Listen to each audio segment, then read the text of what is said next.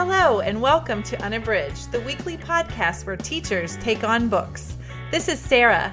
Join us for bookish episodes and a monthly book club pick. This is Ashley. Find us on Instagram, Facebook, and Twitter at Unabridged Pod, or go to our website, unabridgedpod.com, where the books we read are linked for purchase. This is Jen. Check out our Teachers Pay Teachers store, our Patreon page, and our newsletter. Please rate, review, and subscribe on Apple Podcasts to support us. You want opinions about books? We've got them. Hi, and welcome to Unabridged. This is episode 179. Today we are talking about the MOXIE book to screen adaptation. Before we get started, we want to let you know that we still have the Unabridged podcast reading challenge going on. This episode actually gives you a great option for two of the categories, or a category and a bonus category, since this is a YA book, Jennifer Matthieu's MOXIE, and then the adaptation. So we have a nice community both on Facebook and on Instagram to share ideas about how to complete the different categories of the reading challenge.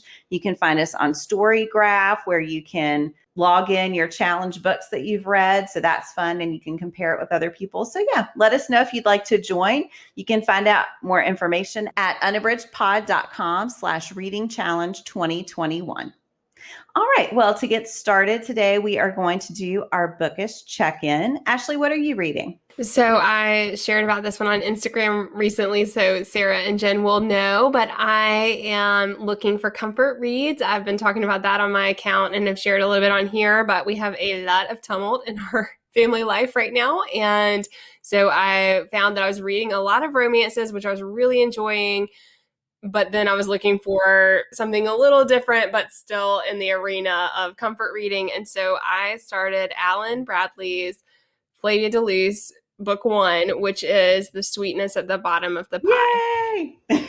And both Jen and Sarah have shared about this one, and I knew that it would be fun and interesting, and you also had shared that the audio is great, and so I had seen it on Libro FM. They did that $5 audio deal a little while ago, and so I purchased it on there. And I know we've shared before, but I just love Libro FM, and I love the way their platform works. And so that's another thing I really like about them is you can, without a subscription, you can purchase things, you can do the sale items, and you can add those. So it's been just kind of hanging out on my Libro app for a little while now, and I was excited to get started with it. So this one is narrated by Jane Entwistle, and I remember Jen sharing before that the audio is really fun. And so I just dove in with that one the other day. And this centers Flavia de Luce, and she is 11 years old. I'm not going to go into a whole lot of detail because I know that both Sarah and Jen have talked about it before, but she is very precocious. She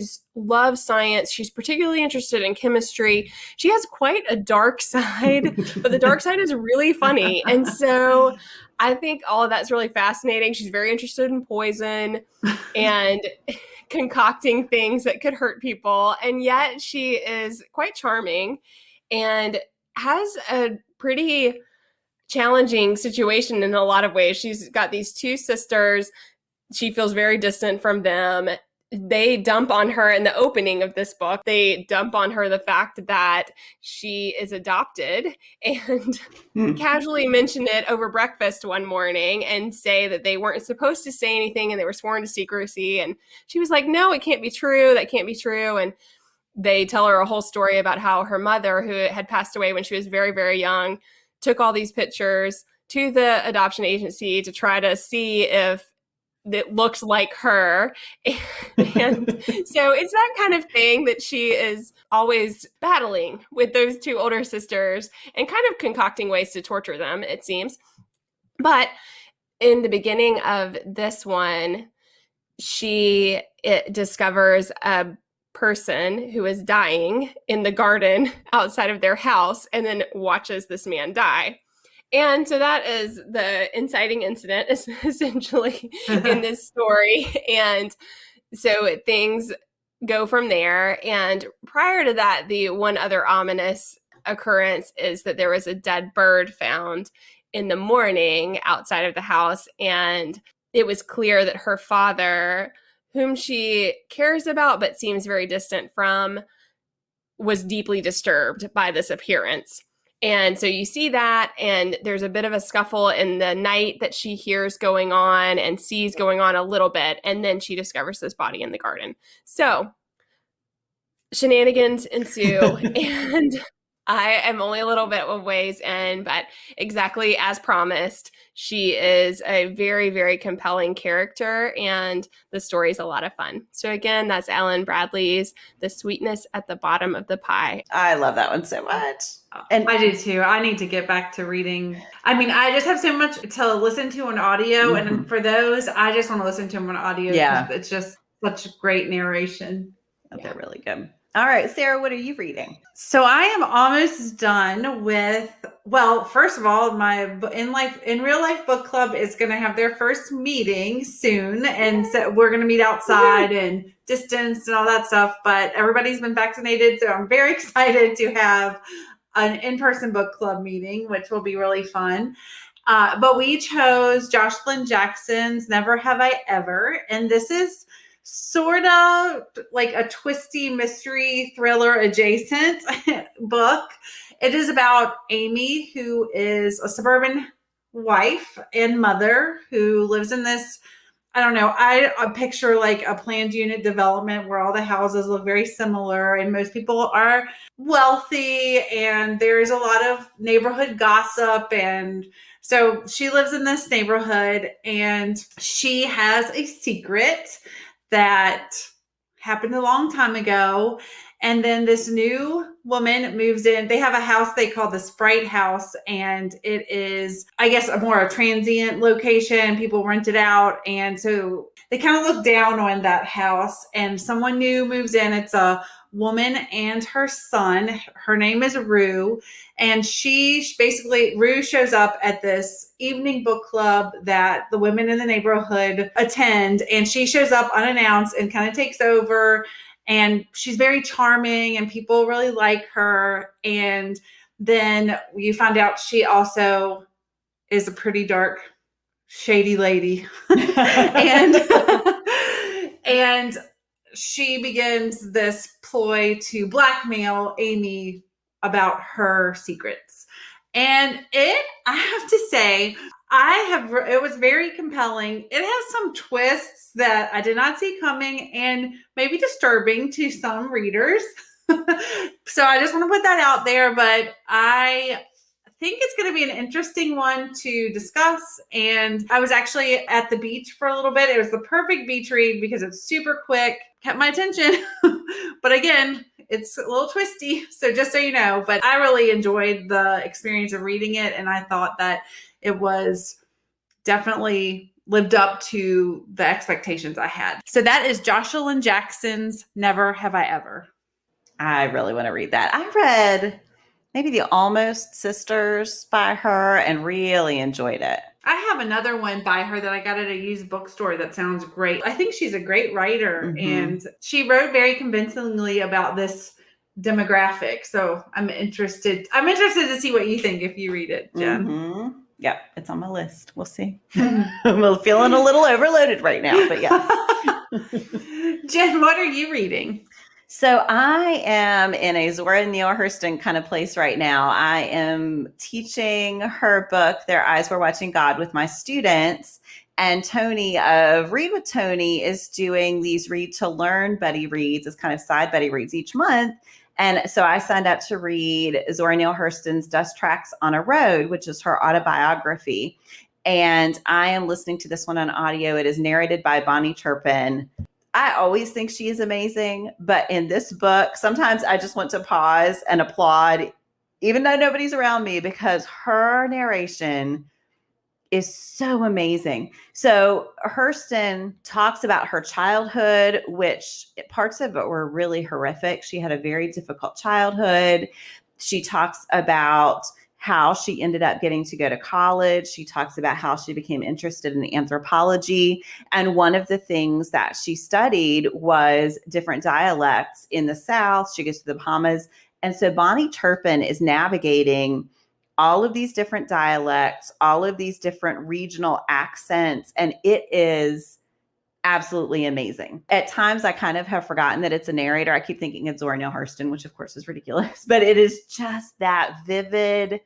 She just really brings all of these characters and Zora Neale Hurston herself to life. And Zora Neale Hurston has some pretty strong opinions. So the book is fascinating to listen to, just what she's thinking about different things. She does talk about race and racism and activism and protest. And so she's talking about all of these things. Sometimes her opinions were quite controversial. So I think it's an interesting read with opinions that I haven't necessarily heard before. But I am just absolutely fascinated by Hurston's life and by the stories that she's conveying. And again, yeah, if you have the opportunity to listen to this one on audio, it is amazing. I'm thoroughly enjoying it.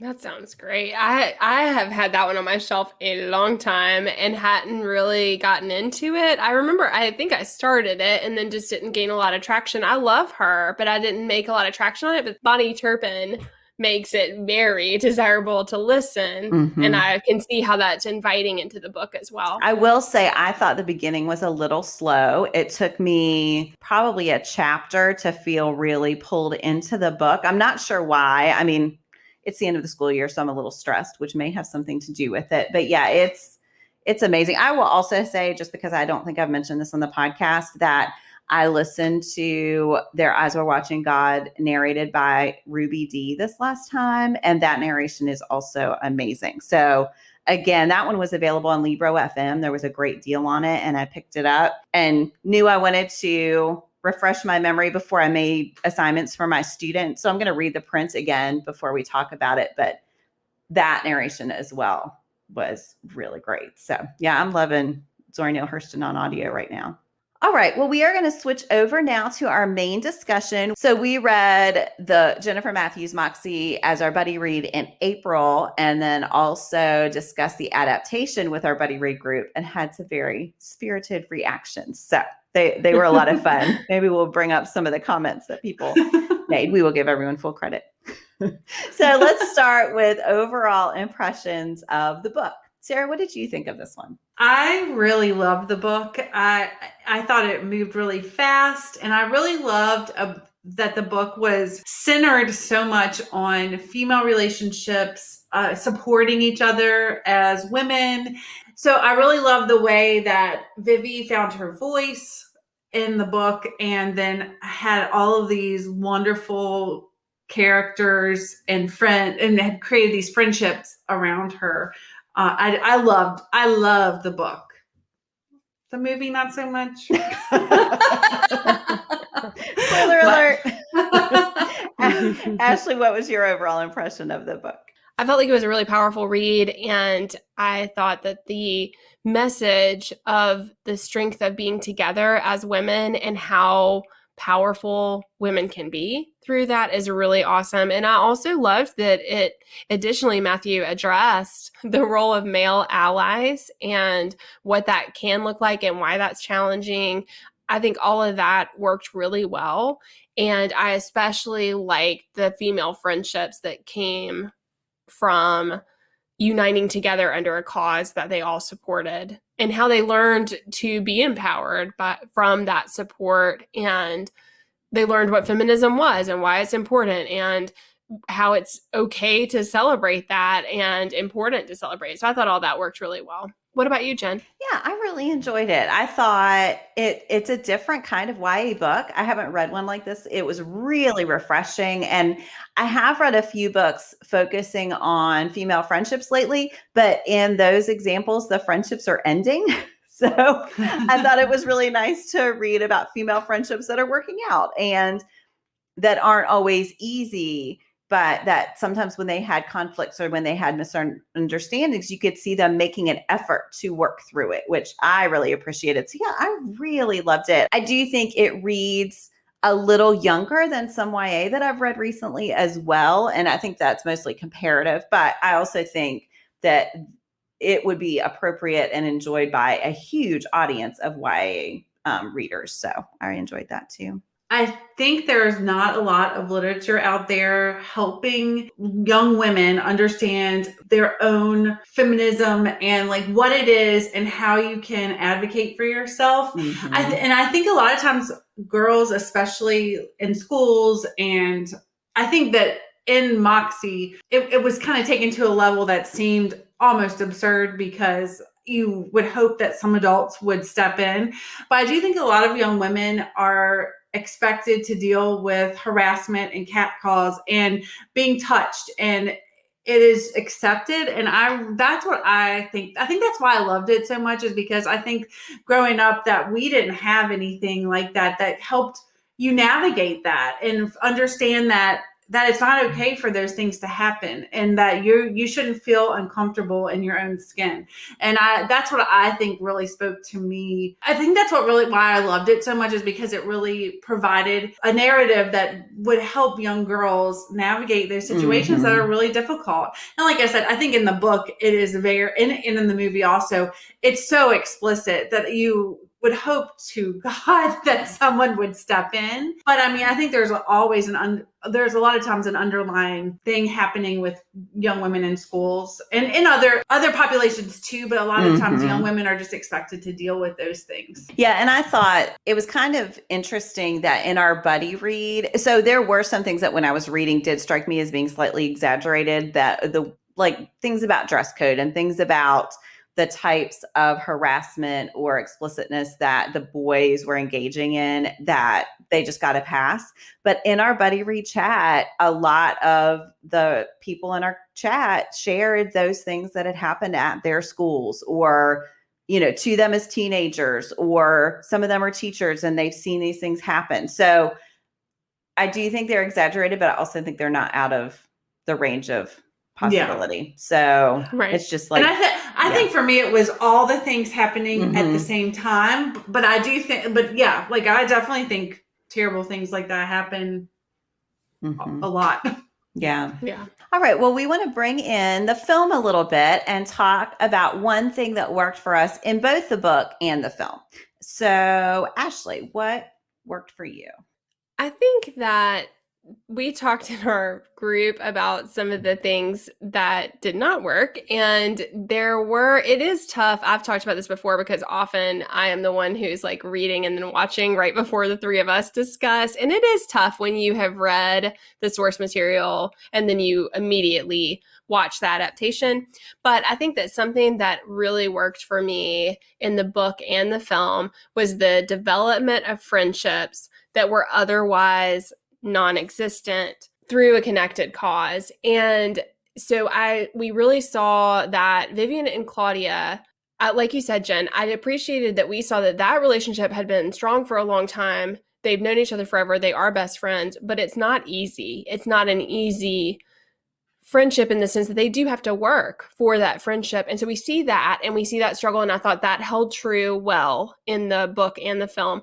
But we also see the development of new friendships that come about largely because of Vivian's new passion for standing up for women's rights and for advocating for her classmates and herself. And so I think that we see that as she becomes more empowered to take a stand on a cause, that also develops these really great friendships. And I thought that worked really well in both places. I loved the way the film explored those friendships. So I love that too. Sarah, how about you? What's one thing that worked for you both in the book and in the film? So after I said all that about loving this book for the female empowerment, I'm going to go with the relationship with Seth. Even though I do feel like that was an important part, but also like a really special relationship because he was so supportive of her and being an ally for this feminist group.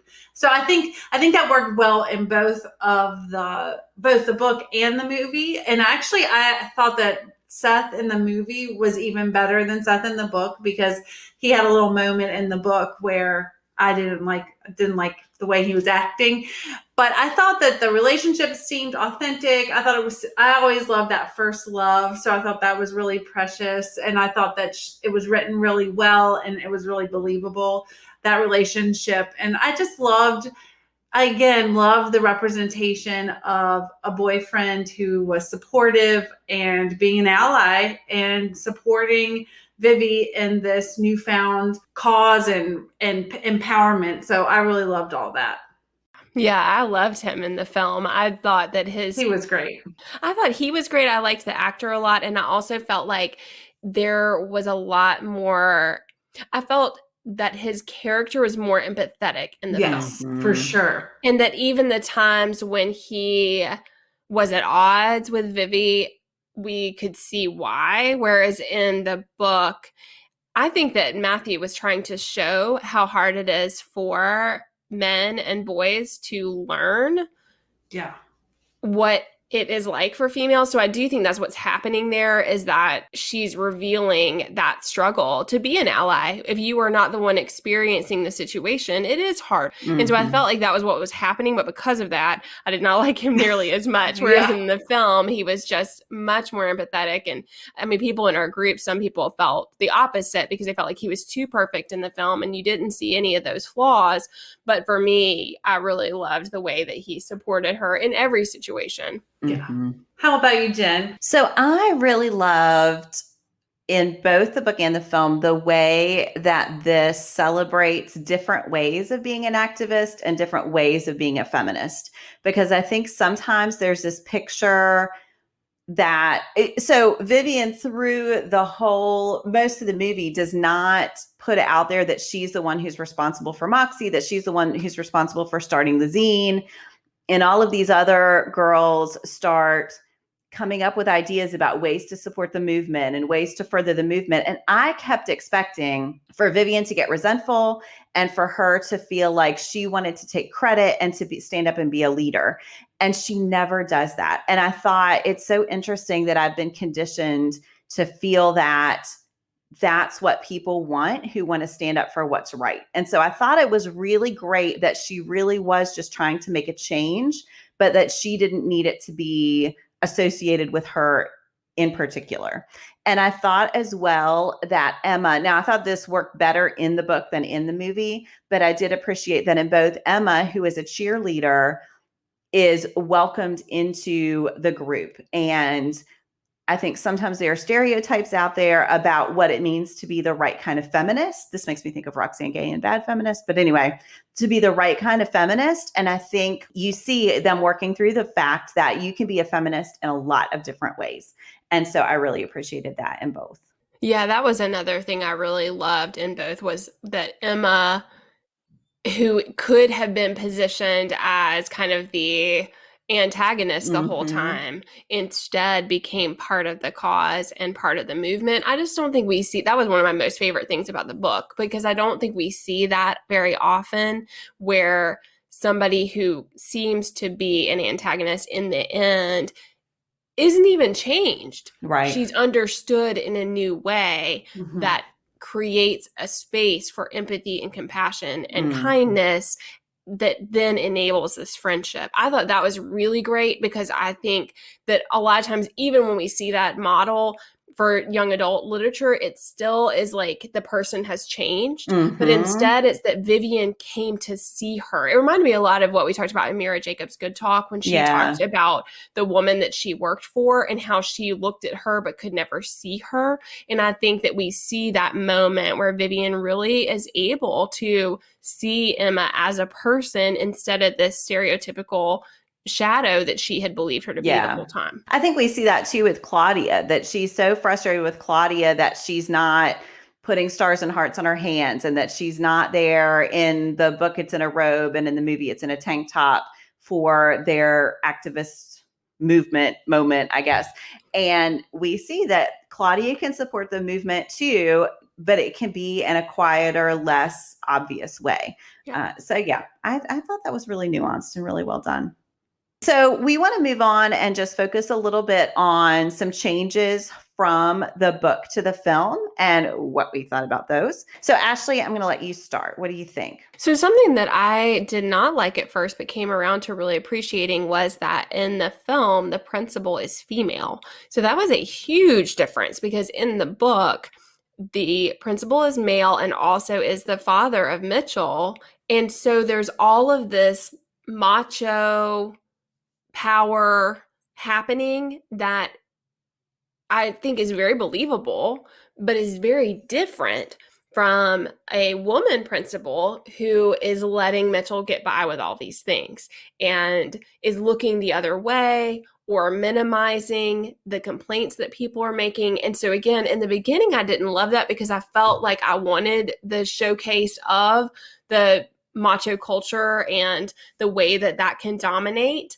Ultimately, I liked that there was a statement being made that women play a role too, of course, in the way that things are and how things don't change. And that it's not all men in power that are keeping these structures in place. It is all of us as adults who contribute in society that keep these power structures in place, sometimes passively and sometimes actively. And so I really appreciated that. And that scene where she and Lucy are in the office together and she is talking about harassment and how she says, you know, if you use that word, then I have to fill out all this paperwork, but it sounds like he's just bothering you. And I think like that whole scene was just brilliant about that Lucy knows exactly what is happening. And of course he is harassing her.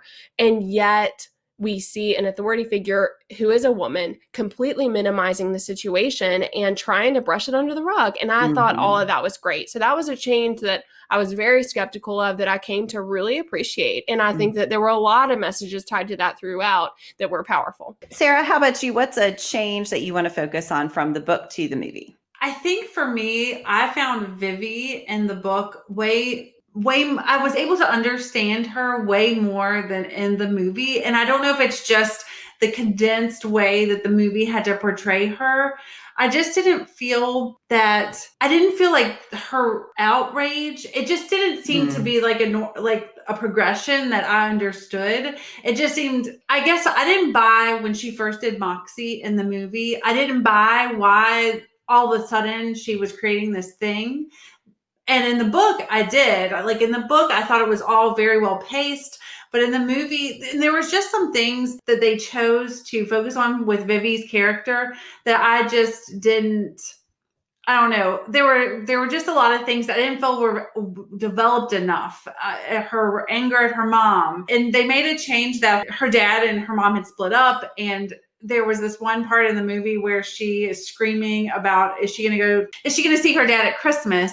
And it just all felt very out of the blue and there was no context. And then it was never really mentioned again. I don't know. There were just some things that happened in the movie that centered around Vivian that I felt made her seem really childish and like and I did not feel that way at all in the book. So I don't know what you all think about that, but there were just some changes. Yeah, the scene where she and Seth are having dinner with her mom and John, I was really frustrated by it because that was another one where in the book, you understand her feelings about her mom and John much more. But in this one, it came out of the blue.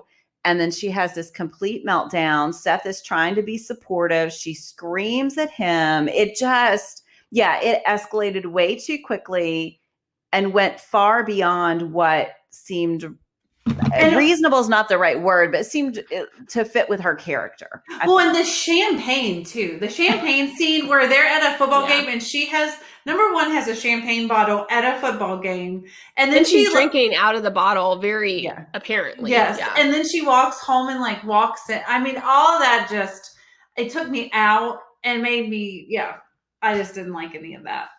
Yeah, I felt like in the book, her character came off as being really nuanced. And in the film, she just was a mess. And not in a believable way, but instead her volatility was not believable, but she seemed way more volatile. That dinner scene really just did not work for me at all. And I kept thinking, if that would have been me when I was a kid or a teenager, and I would have acted like that in front of a guest and two guests, basically, I would have been in big trouble. For sure. Well, and even afterwards, there wasn't I feel like in the book, she really connects to her mom. And in the film, it seemed that way, but then she was horrible to her several times. And that was one of the times. Yeah. Yeah, that was really frustrating to me because I felt like it took away from her resonance as a character. We could talk about Vivi, I think, for a long time because I felt like that was something that was a very big difference. But Jen, what is something you wanted to share that was a difference to focus on? You don't think we should just continue venting about this single character? It's funny because there were so many things that did work as far as the characters, but that one I really struggled with. And I didn't feel like it was the actor that was the problem. I think it's what Sarah said, that we lost the pacing Mm-hmm. and backstory that I think we needed to make us see all of her sides. And I think in the film, they're trying to show all of her nuance, and it just doesn't play out because we're missing the background. And we don't have the grandparents, which we talked about that in the buddy read, but I think we had a much better understanding of her grandparents, their connection to the mom's connection to Vivian, and then all of that and how that fit together. And I think that made it harder without those layers. Anyway, what about you, Jen? Yeah. So again, there were a lot of things that didn't work, but I want to focus on one thing that I feel like mostly worked. I thought that they did very intentionally try to increase the representation in the film. I don't think it was always completely successful because sometimes it was on a superficial level, but I appreciated there being increased diversity of race, of sexuality, there's a transgender character, there's a character who is in a wheelchair, and you see how all of these girls are part of the movement and making a difference, and they share a little bit of their story. I thought Claudia, they really tried to give her a backstory, and they made her the daughter of an immigrant. And you saw how that played into some of the choices she made. In the buddy read, we did talk about the fact that because they didn't do enough of that, and again, I think the pacing of the film here is partly at fault, parts of that could play into stereotypes a little bit. But I also thought that it made a lot of sense with her character and with the way her character was developed. So I just appreciated that effort. I think that's a tough thing to do. And I think they did it fairly well. Again, I don't think it works completely. I don't know. What did you all think about that? Yeah, I was really happy to see it. I liked seeing the inclusion of minor characters who have very specific struggles that people can certainly relate to. So the transgender student who said about wanting to audition for a part that she wasn't allowed to audition for, and then seeing her audition for that part later on, I thought that those were subtle touches that spoke to the range of the feminist movement, and a way that Amy Poehler even referenced that when she talked about feminism in her time and the ways that it was exclusive of a lot of groups. And I think that's certainly something that has been criticized of the feminist movement, that is particular to white women. And it is not always inclusive of people of color. It's not always inclusive of transgender women. And so I thought all of that was rich. And I agree with your comments, Jen, that some of it played out better than other parts, but I felt like the effort was strong. All right. Well, we are going to end this part of our discussion with a favorite scene, either from the book or the film. Sarah, what was one of your favorite scenes? I think my favorite scene is probably the walkout of the young women coming out of the school and kind of standing up to and not caring about what the consequences. I mean, caring, but being willing to go out even though there could be consequences, I guess, in finding their voice. And Vivian, especially finding her voice in the book and being able to say that she created MOXIE, and being there to stand by Emma when she tells about her story. And I really liked all that.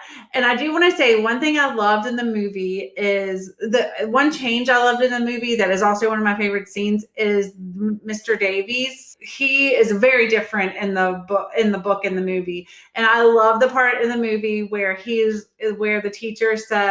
says, you know, everybody needs to do what they want to do. And then he opens his hands and he has the stars and hearts. I love that so much because I love that he came around, because really in the book, he was just terrible in my opinion. Yeah. So I really like that part. But so those were my favorite things. So, and all of that centers around that walking out and standing up and and being willing to take the consequences that come with your actions in order to be an advocate and stand up for what you believe in, which I really appreciated. I liked that change with Mr. Davies so much. And I know from our group and from talking with people that certainly there are teachers who are really insensitive, but in the book, it felt like every adult was totally useless. And that is painful for me as an educator. I just don't believe that. I don't believe that there is no one who is going to be an ally for kids. And so I was happy to see that he was a work in progress, but that he did ultimately support them and sent this message of support, even though he was not perfect. I thought that was great. Yeah. Well, yeah, I appreciated throughout that you see characters make missteps and learn from them, and that is not the end of them. I thought that's something that generally there are examples of that both in the book and the movie. Sometimes they're different examples, but yeah, because I think that's important, because I do feel like sometimes you feel like if you make one mistake, it's just over and then you can't fix it. So yeah. Ashley, how about you? What's a favorite scene for you? Yeah, so something that they added to the film that I thought really worked was the dream that Vivian has at the beginning and then again at the end. And in the beginning, it's a bit disorienting for the viewer because you are experiencing the dream in the way that she is, but she's lost in the woods and she's screaming and screaming, but there's no sound. And you can see that she is frantic because she cannot make a sound, even though she's terrified. And in the end, we come back around to that same recurring dream, but she's screaming.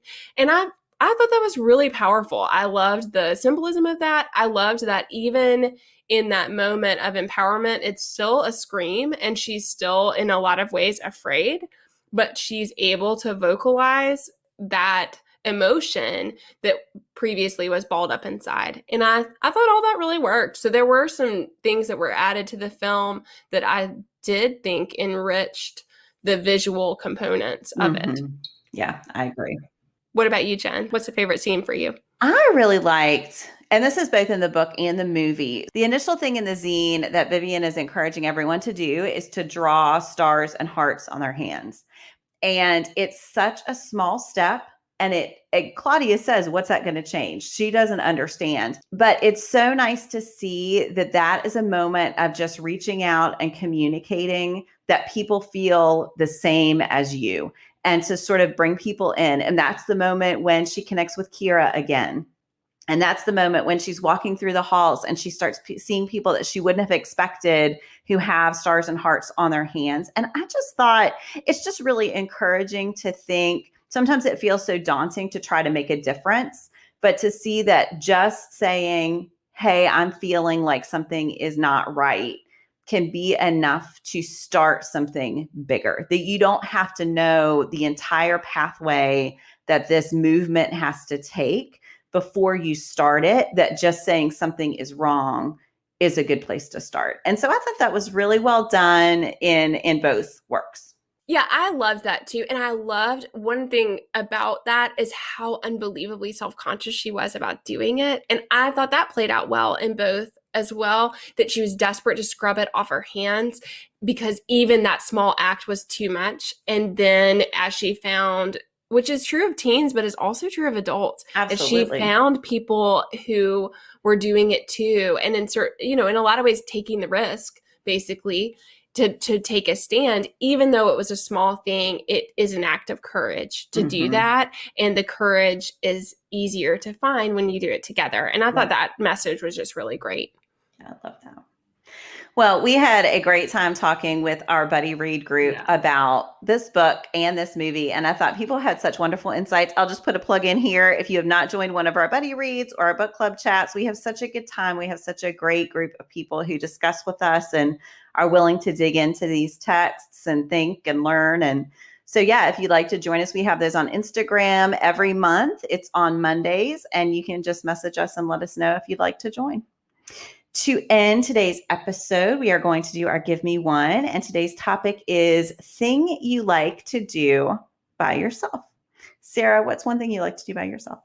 This is going to sound horrible, but I like to watch TV by myself. It is well documented that I have terrible taste in TV. And so most of what I watch is not appropriate for my children. And most of what I watch, my husband despises. So I prefer to be isolated, preferably with coffee or a glass of wine or something like that, and watching TV by myself. I find it very relaxing, and I will watch it with my dog, but but I prefer to watch by myself because I very seldom get to watch exactly what I want to. So if I get that, that's like this great guilty pleasure. Mhm. So yeah, that's a good answer. Just wait for mine because you may hear some repetition. Okay, Ashley, how about you? Something that I really enjoy doing by myself is driving. And I think it's similar to what Sarah said, that I can listen to what I want, or I've shared many times that I am somewhat obsessive about productivity, and to a fault. And so then most of the time I'm frantically listening on very high speeds to audiobooks. So maybe it's not like super fun, but it is a very satisfying feeling of, and I love audiobooks also, I should say. I have come to really enjoy them a lot of times, but it's also the feeling that I'm doing two things at once. I am going to my destination, but also accomplishing this other goal. And all of that is great. So I like being able to pick what I'm listening to while I'm in there. And I just like the solitude of being in the car by myself. that's What a about good you, one. Jen? Yeah, I would echo both of those. So I'm just going to add a slight twist and say I do love to watch TV by myself. And I love to watch TV with my husband. We have very similar tastes, but sometimes because of life, we cannot always sit down to watch shows together. And so I allow myself to have a treadmill show that I am allowed to watch when I'm on the treadmill. And I try not to watch it otherwise, because otherwise I will never get on the treadmill, because I do not love to exercise. And so it's just nice to have that thing I can kind of cycle through on my own scale. I don't have to wait for him to be ready to watch. If he's having a busy night, I can still watch it on my own. So yeah, that would be mine. All right. Well, we hope you enjoy this episode. If you have read or watched MOXIE, we would love to know what you think. You can let us know. And don't forget about our Unabridged podcast reading challenge and our Unabridged podcast buddy reads. Let us know if you'd like to be involved in either of those. Thanks so much for listening.